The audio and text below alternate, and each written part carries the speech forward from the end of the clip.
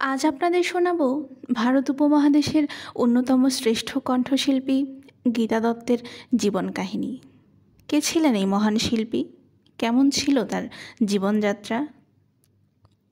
Gita Dutta playback singer হিসেবে স্বতন্ত্র ঘরানার জন্ম দিয়েছিলেন।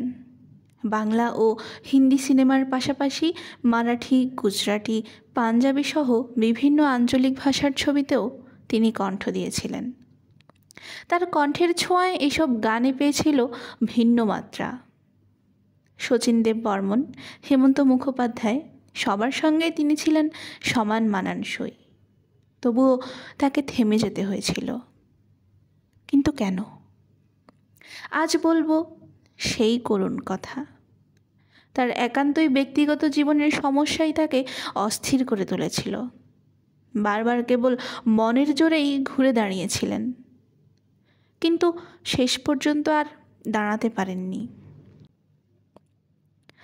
1930 সালের 23 নভেম্বর যার জন্ম, তাকে 1972 সালের 20 জুলাই মাত্র 41 বছর বয়সেই মৃত্যু এসে স্তব্ধ করে দিয়ে গেছে। দুটো গানে মাত্র দুটো লাইনে কণ্ঠদান। ছবির নাম ভক্ত প্রহ্লাদ।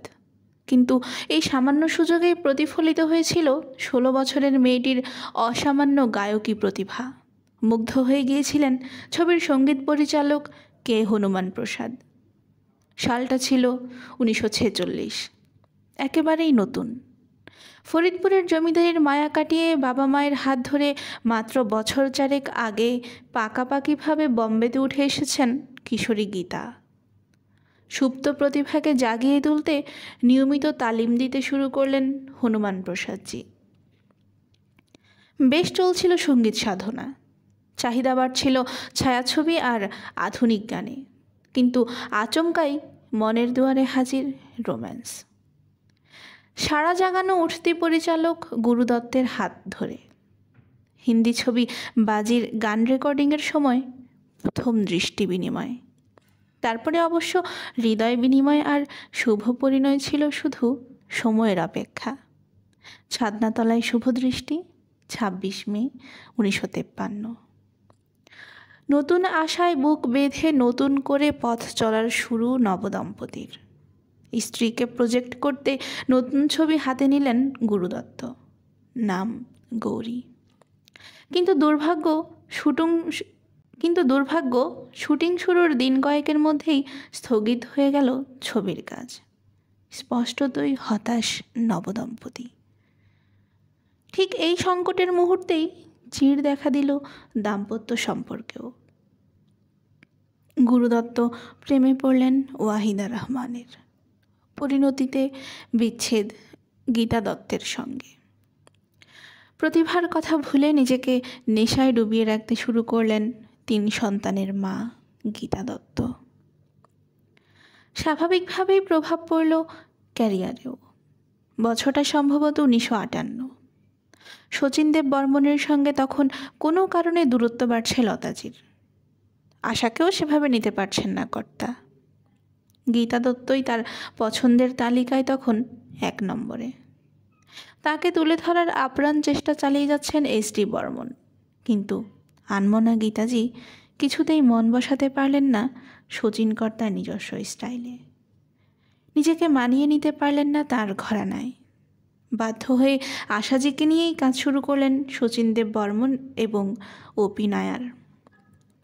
ততদিনে নেশায় ডুবে গেছেন গুরুদত্ত, দোসর স্লিপিং পিল। 1964-তে গুরুদত্তের মৃত্যু চরম বিপর্যয় ডেকে আনল গীতাজির মনে। যাকে বলে একেবারে ভেঙে পড়লেন তিনি। নার্ভাস ব্রেকডাউনের শিকার হলেন গীতা। কেন এমন ট্র্যাজেডি? তবুও মনের জোরে আবার ফিরে এসেছিলেন গীতাজি।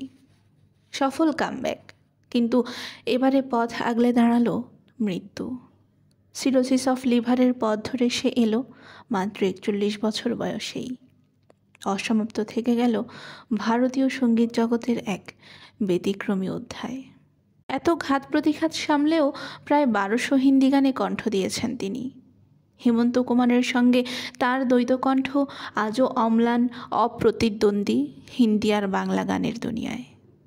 শচীন দেবের সুরে মেরা সুন্দর স্বপ্ন বিত গয়া, ও স্বপ্নেওয়ালি রাত, হাম আপকে আঁখোঁ মে হারিয়ে যাবে না কোনো দিনই। আর হেমন্তের সঙ্গে তুম অর হাম ভুল কি সরগম, মুঝকো তুম জো মিলে, জয় জগদীশ হারে মনে রাখবে গোটা উপমহাদেশ। বাংলায় ইন্দ্রাণী কিংবা হারানো সুর। এখানে তো উত্তম সুচিত্রার সঙ্গে একাকার হয়ে গেছে হেমন্ত গীতা জুটি।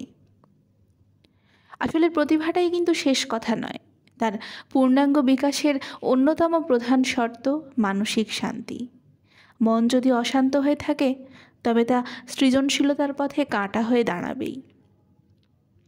হয়তো সেই কারণেই গীতা দত্তের মতো এক বিরল কণ্ঠকে অকালে হারিয়েছেন সুরের পিপাসীরা।